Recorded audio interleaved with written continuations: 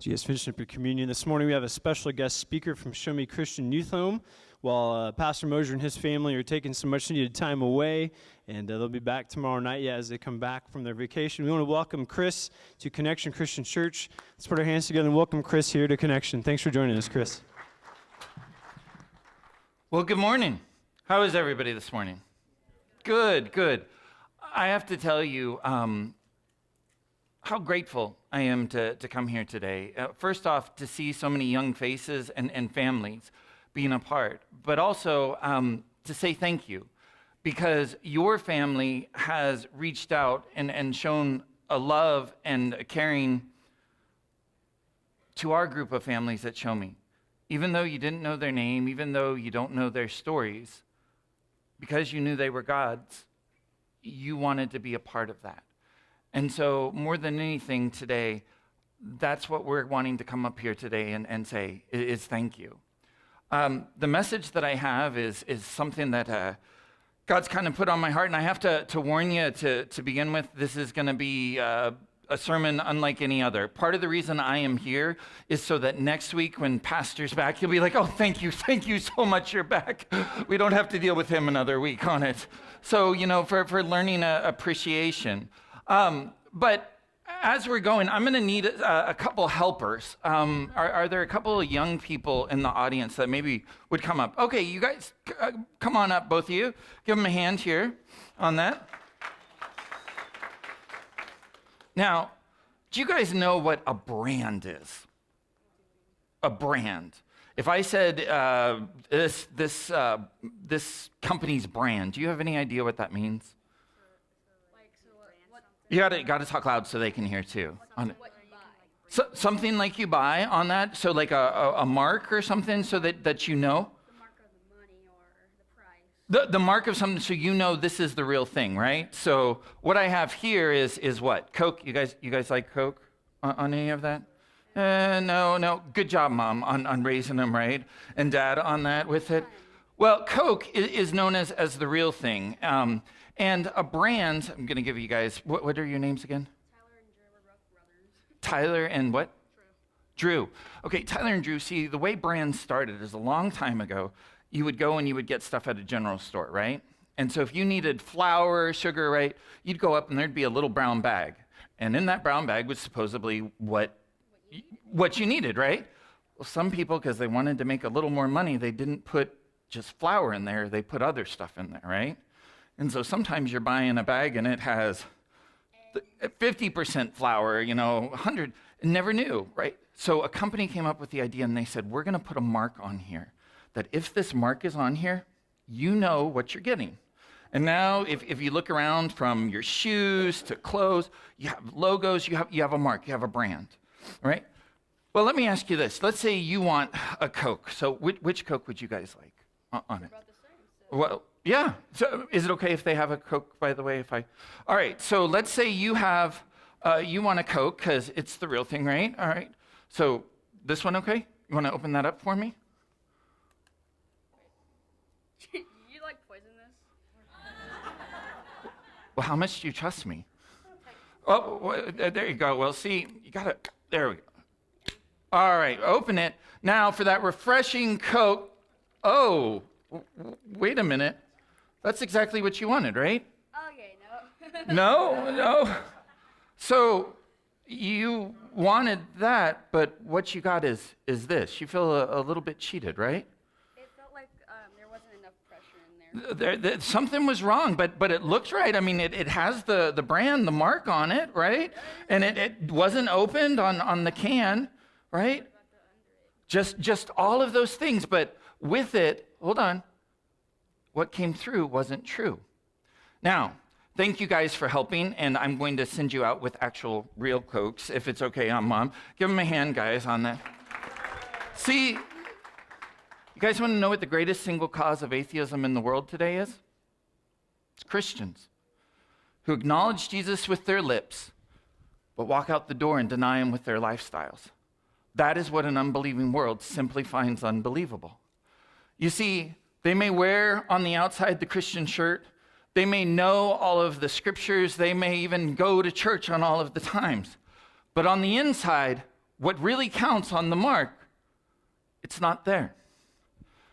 See, Jesus, whenever people would ask Jesus, what do I have to do to go to heaven? What do I need to do to be faithful? What are all of these things, with religion and all this other stuff that goes through on the spirituality? Jesus always summed it up. He came back on things. People wanted to know, what's the most important verse? What are these things? Because if I do those things, I can still be in control of my life. I can still do what I want to do. But Jesus came back in all of the times, and there was one word, one theme that it all came back to. In fact, it's so important, Paul said, you could go out and you could preach like the angels. You could go out and you could die on, go sacrifice and become a martyr. But if you don't have this thing, you've got nothing within our faith. Know what that is? Love. Agape. Jesus says that is the brand. If we can go back on the one side, one back on there. All of us in our faith at one point have to go, if God is who he says he is, then show me, then prove to me, or make it so that I'm willing to take that step to give my life to change within it.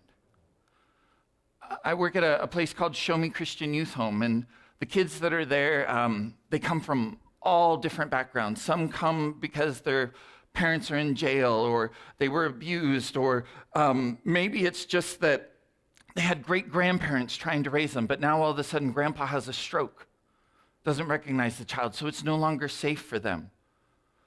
So because of people like you, there is a place where they can go to have the home and family, to have all of the things they need to prepare to become the people that God's called them to be. But when kids come in, because of whatever background, because the people in their life who are supposed to be there and to take care of them haven't done that, they have these walls up in their life.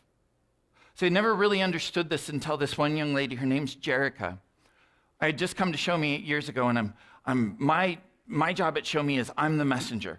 I get to tell the stories. I get to, tell people what God's doing out there.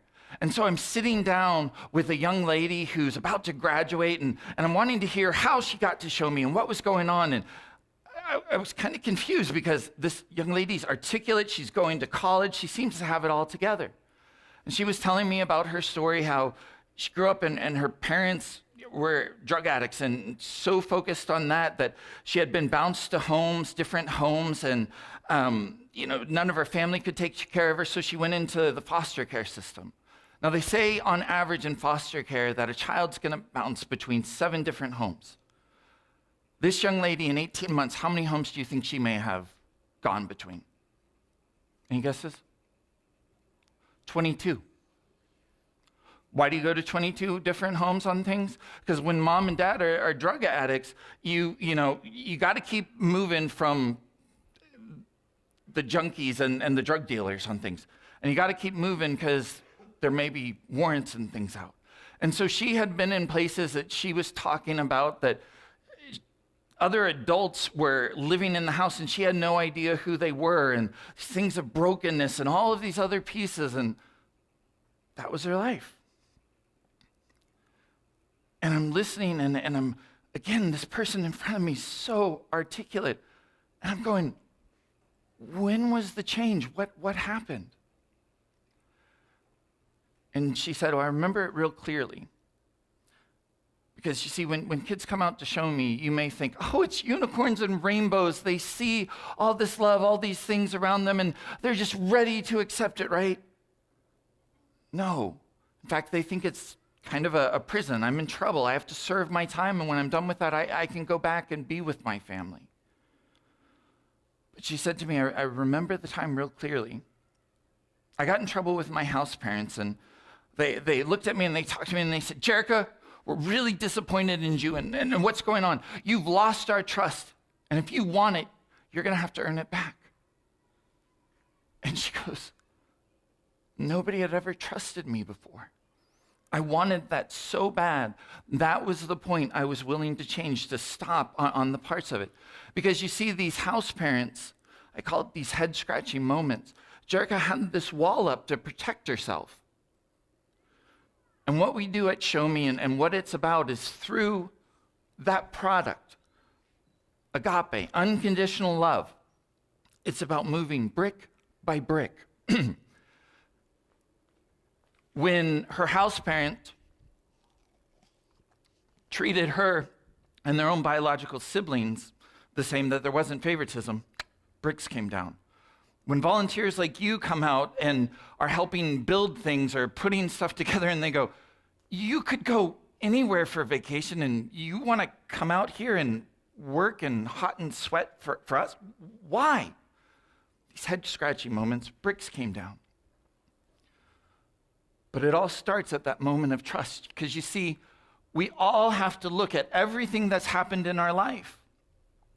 And for Jerica, all of these things that she had gone through, by 13, 14, things that most of us won't go through in our lifetime. If God is who he says he is, then show me. Now, if we can go to the next slide. Because you see, it all starts with this. If there really is that love, if this is the real thing, if you are saying that it's unconditional, that you will love me even if I've done these things, even if I'm not perfect. I've heard from kids, I was afraid to come out that way because I didn't want to be around a bunch of perfect people. I don't know for you, your church backgrounds or other things coming, but if it was, I don't want to wear the suit and tie. I don't want to, have to feel like I'm going in and having my membership card or be perfect and I can't say or be this. Love me for who I am and see the proof in action. Go to the next slide. You see, when they tried to sum it up and all of the different things, it's the last night Jesus has with his disciples. Right before he's about to go, he goes, little children. He uses that term to his disciples. It's that important that he says, listen up. This is a moment after he just washed their feet and had taken care of them and the other parts. And he says, a new commandment I give to you. This is how people are going to know you're one of mine. Not that you know the answers on different things, not that you're out there and you have the church with the biggest steeple or the other parts, but by this, your love for one another. I don't know where you are in your faith walk on different parts, but for me, hear all sorts of things about, the history of the church and how the dogma and the different views and how Christianity, it's about control and all of these different things. You hear all of these different arguments on how you can't believe this, but this, and everybody should be able to believe their view. But here's one thing none of them can argue with. None of them. How could a faith that started from nobody's, no money, no different things, no power, what was it that had that grow to be the biggest force that's changed the world in its history? And especially those first 300 years when Christianity, after Jesus left and before Christianity became, okay, that Rome said it was okay that you could believe in this, that it wasn't that you were persecuted or other things.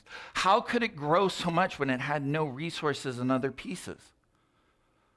There wasn't, here's the New Testament, so we're all believing and agreeing on the same thing. But it was this.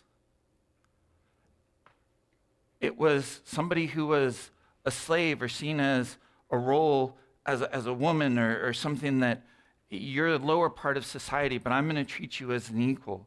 It was somebody who was hurting and had a struggle, and somebody else came alongside to help them in the way. Why are you here today? I doubt it's because you heard some perfect sermon with the 5 different points on there. It's more likely when you were sick or you had some struggle going on that somebody came in and showed you the real thing. Maybe just listened, maybe was just there, and it changed you because you see, with those walls, even your walls on I can't let God take control on this different part. It starts to come down. Go to the next slide. See, the next thing about this is show me in a way I can understand. Do you know, for a child, up until they're about 12, 13 years old, a child can't understand abstract concepts. So if you tell a child, well, I want you to know about this loving God who's everywhere and he's all powerful and knows everything, they're like, well, where is he? I want to touch him. I want to see him. Well, no, he's all around, but he's your refuge. He's going to be there when you need it. You don't have to worry because he'll provide. Oh, they can't understand this concept. But to a child, who is their refuge? One of the best images I ever saw of it, I was talking at a church, and up on the stage, somebody was, I think, giving the communion message, and the child came up and hid behind the legs and was looking out because she knew she was safe behind Daddy's legs. That was her refuge. 3 o'clock in the morning when you wake up and you're scared, who's there to talk to you and to be that comfort? It was the parent on that. See, God's designed that role within the family, all of those things on how for us to first understand who God is. The first example of who we know God to be is our parents. It is around. If we can go to the next slide. See, in 1 John 4:12 it says, no one's ever seen God, but if we love one another, God lives in us and his love is made complete. It is through this proof, it is through this love that we can see glimpses and people can understand who God is, this concept of not around, but through us, within that. And it's also through us if we put on that mark, but you're not willing to change and wear and listen to the kind of music and act in the kind of way that I want you to, then I'll have nothing to do with you or talk to you. Is that the same God? Is that the same person? One of the biggest struggles the kids come out with is when you talk to them about a heavenly Father. Well, they've had fathers in their life. Ones that weren't there, ones that said other things were more important, ones that maybe were abusive. You can have that, Father. I don't want anything to do with it. See, each of us, as we become a Christian, we become that Jesus to people. It was a couple weeks ago, at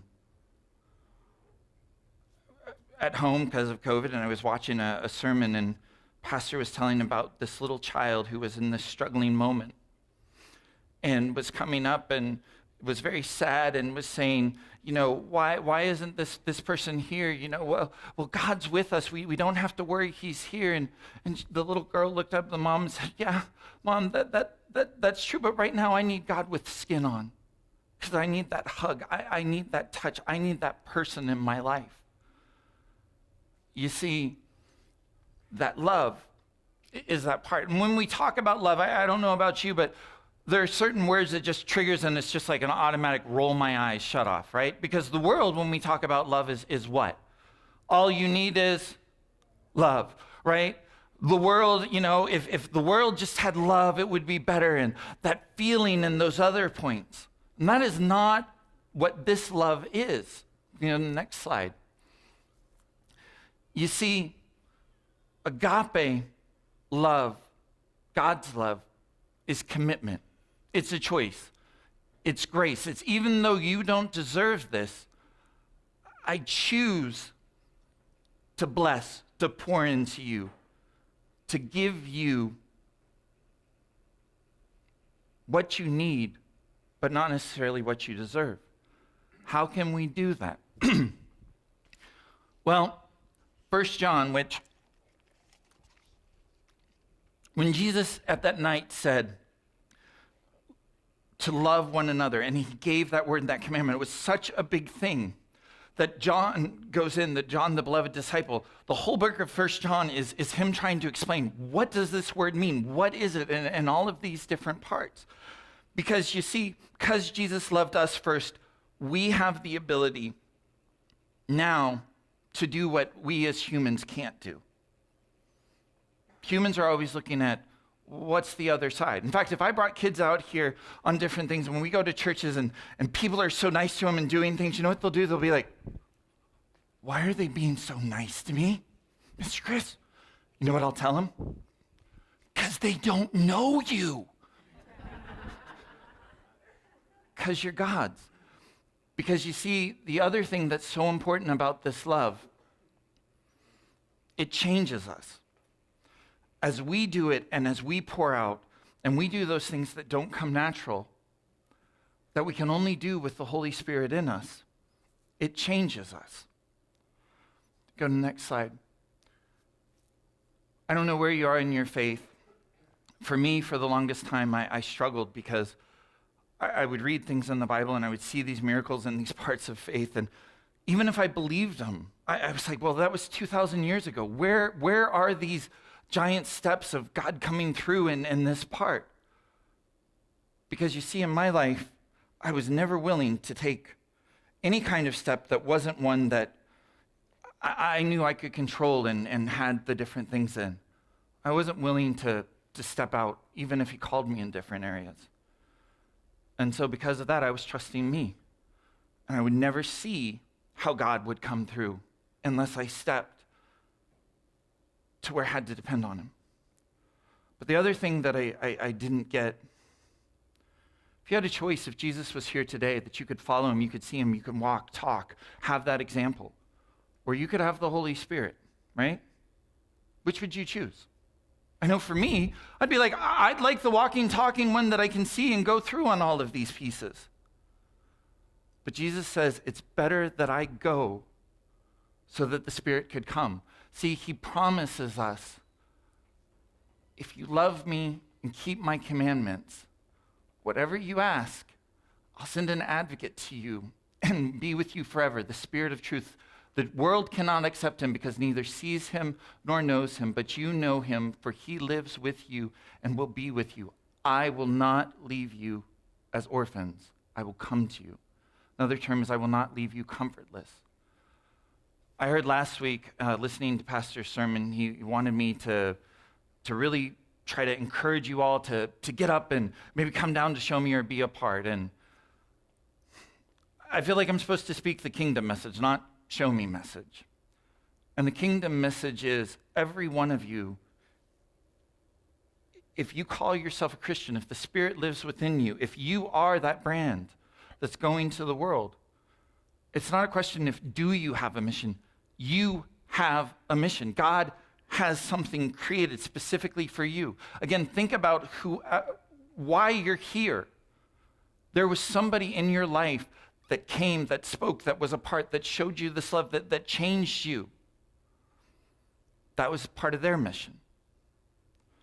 Please make no doubt, your first mission is your relationship with God. Your second mission is to your family. Again, parents, you are the example of God to your kids before. Your third mission is here, where God's planted you, this community. I love hearing about the Bounce House ministry. A way to show love to a community and other people and not go, okay, well, let's let you go in the bounce house if you say these things or if you promise to come to church. You're just trying to love and trusting the Spirit to take it from there.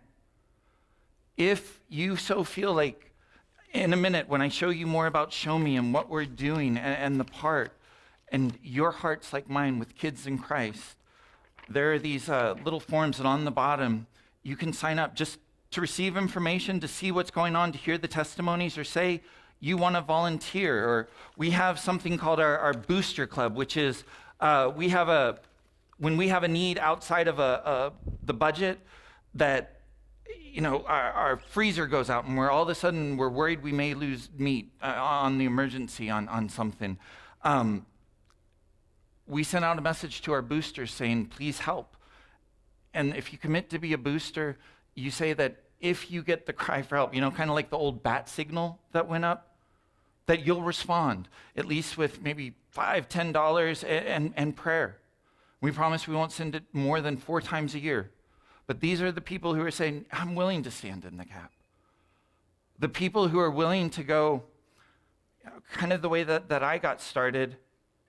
How do you teach your kids how to step in faith and be a part of the kingdom? Well, I'll tell you what, you know what kids are? They are experts at being kids. And so whether it's coming out and being a part, or whether it's thinking about when you guys went out and got cereal, you know, one of the giant things that you did, you had in there like some of the name brand Lucky Charms and some of the other stuff that these kids don't normally get. But think for a minute, if you're in a place that you don't know, I don't know these people that much, it's kind of strange, and God, what's going on? Are you there? And then all of a sudden you go down and you open up, and in that cupboard is your favorite cereal. Do you think that's a sign of love? It may not seem like much, but at a time it makes a kid and a person feel like matter. At least I'm being heard. I'm not just being, as one kid told me in foster care, thrown away. You'll deal with me until I get to be, more of a problem or a cost, and then you'll ship me on. If we can go to the next slide, please. Time and time again, throughout our faith, throughout missions, how Christianity has changed the world. We look at different things and we didn't go, that's our obligation. We have to take care of those kids and those people because, well, they're our kids or this thing. The world wants to sit here and argue, whose responsibility is it? Is it parents? Is it the governments? Is it the schools? Is it that argument's been going on for many, many years?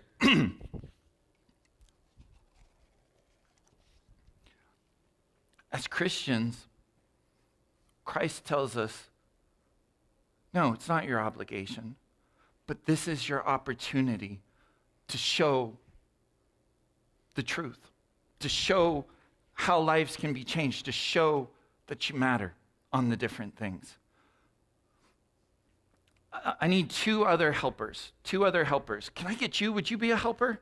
And what's your name in the hat? Do you want to help me? Oh, he's like, no, I don't know about that. And you guys, you come up to the ones that helped earlier.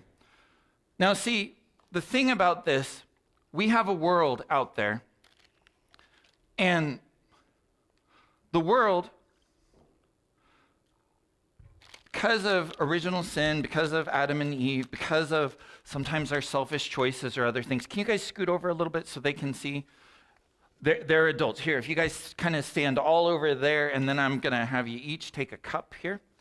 See, the world, in all of the different pieces that we go through, it's sin and problems. So for the kids like out at Show Me, the hurt that they've felt as parents leave, or the words that are said, or maybe for you, some of the wrongs or other things.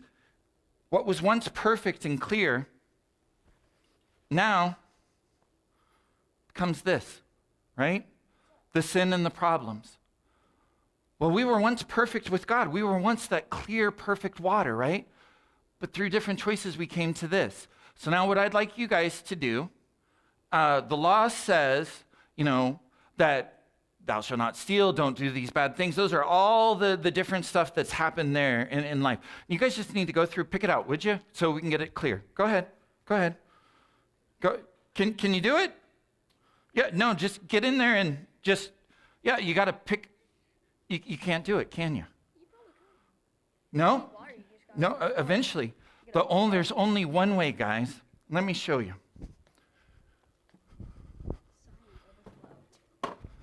See, in John 13, Jesus tells us about love. But then in John 14, does everybody have a cup? Jesus tells us that, here, where are your cups, guys? He says, if you remain in me, and I in you, so if you're pouring and receiving God's love, and you're taking that same love and pouring it out to others, watch what starts to happen. Here, guys, pour in. Keep going. Keep going. Keep going. Keep going. Okay, if we would keep doing this, now keep coming back. If we kept doing this continually, And all we did was, as a church and as a people, we went out and saw their God's resources from the time, the other things. And we kept pouring out into people. All right, guys, if you can pull back a little. We can't take out any of those parts of the sin or other things. But as we pour that pure part of love and other things into God, it changes us and it changes others on it. Can I ask an adult who is very steady hand to carry this for me? Because now you see why I'm not allowed in some places. Can you hand me that red towel? I'm so sorry. Nope, no problem. See, now you all get to show me the love, even though I deserve to have my face rubbed in this right now. Thank you guys again. Give them a hand on that. So this is just one of those opportunities within missions. Now, I should have warned you to begin with. My Indian nickname is Little Running Mouth. I have a little problem with sometimes talking so much on things. So we're only going to do one of the videos. If we can go to the journey video with the girl here in a second. Why does it matter? Well, I told you about Jerica, her background, and how when she opened her heart on the different change. Well, with Show Me, we have programs that they have a school that goes at their own pace. So for a lot of kids, they come in and they're behind because nobody ever consistently got them to school. They didn't have the parents to help them to catch up when they needed. And the way schools are, you take a building block and you build off of that. Well, if you miss, you're being asked to do things and you don't have the tools because you haven't gotten those building blocks. So then you feel dumb and behind. But at the end of the year, if you're passed to the next grade because they're worried that's going to be, detrimental, or you only have to get a 60, you fall further and further behind. Our school looks at where they are when they come in and where you are in math, science, and C's. For Journey, that meant starting her at the building block, and she was able to catch up. She was able to graduate. She went on to college. She's at college and things are going well. All of a sudden, she gets a call from her sister. Mom's passed out again on the floor. She overdosed. I don't know what to do. Jordan tells her to call the ambulance, rushes home to be there. Fights at 19 years old to try to get custody of her siblings, to get them out of that house. Because of you, there was a place for them at Show Me to come out as a family. Now, when Journey came out, the first words out of her mouth whenever she went up to talk to somebody is, "Don't tell me about this loving, caring God, because if he's there, why did I have to go through what I did? I'm an atheist." Okay. There's no prerequisite to be out at Show Me. You have to believe in this way. But as that love was poured into her, as she saw the volunteers coming out, as she saw with her house parents who were there when her needs were taken care of, the head scratching moments. But even more than that, when she was there with others who had been in similar kinds of backgrounds, but had chosen to open their heart to God. For the first time, it was people who maybe could understand where she was coming from, and she was able to ask them the questions. We have a program called Leadership U that they work with horses and dogs, the training of it, because emotionally, sometimes when people have been so hurt by people, barriers come up. But the emotions and things, you can start to connect with animals. For Journey, that was one of the steps. So through all of this process, I'll let her tell you on the last word. Do you have the one video? And we'll go with that. If God is what people are telling me he is, loving, caring, compassionate, and loves me above all else, why would he make an innocent child, his child, go through what I had to?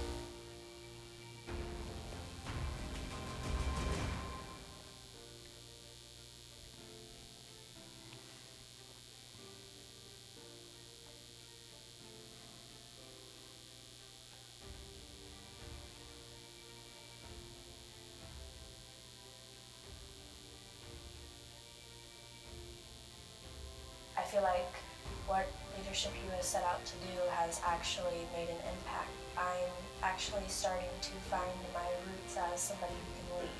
I'm starting to figure out what it takes to be a leader and what I need to do to make myself a better leader.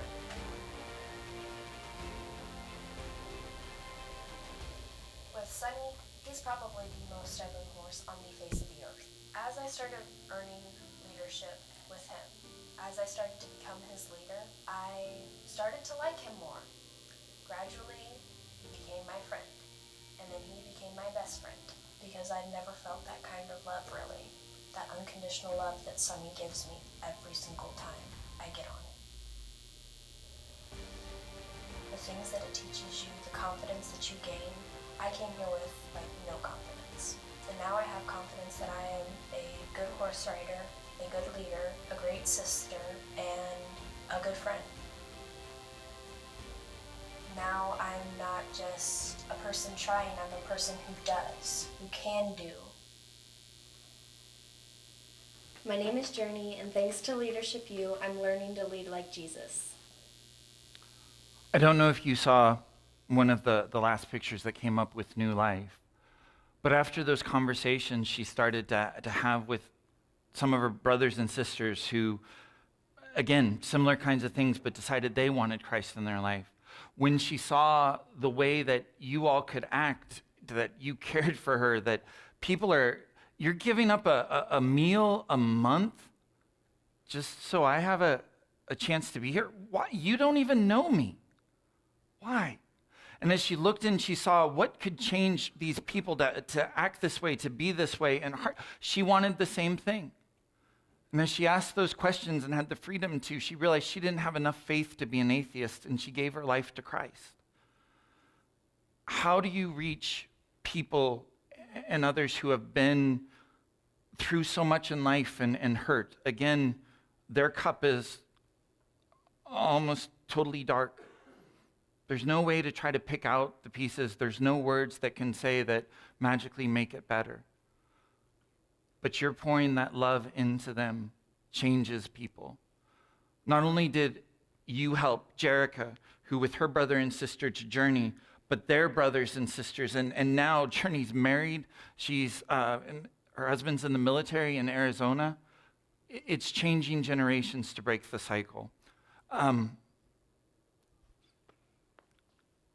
If you're like me and my family and you're wondering where to start, you feel the Spirit maybe pushing a little bit, I'd encourage you just go to the back table. This is our annual report. It gives kind of an overview of Show Me, what goes on there. And one of the stories of the kids this is our newsletter. It talks about what good came out of COVID, and you guys are in it. You and the love that was shown in some of those things. But pray about it first and see, okay, God, what is it you want me to do? And as if you flip through, if you see a child or family who jumps out at you, just make a commitment to pray for them like they were one of your own family. See where God takes it from there. The kids make these bookmarks to say thank you. So there are bookmarks and there are ornaments back there. And again, if you would like to hear the testimonies or some of the other things, to sign up. Thank you. On behalf of so many of the voices and the lives that you're changing. I could go on all day, and if you'd like to hear more stories, come back. But if you're wondering sometimes, where are the miracles that I hear about in the Bible and the life changed? They're out there. Maybe you're one of them on the different things. But that love pouring in changes everything. Thank you.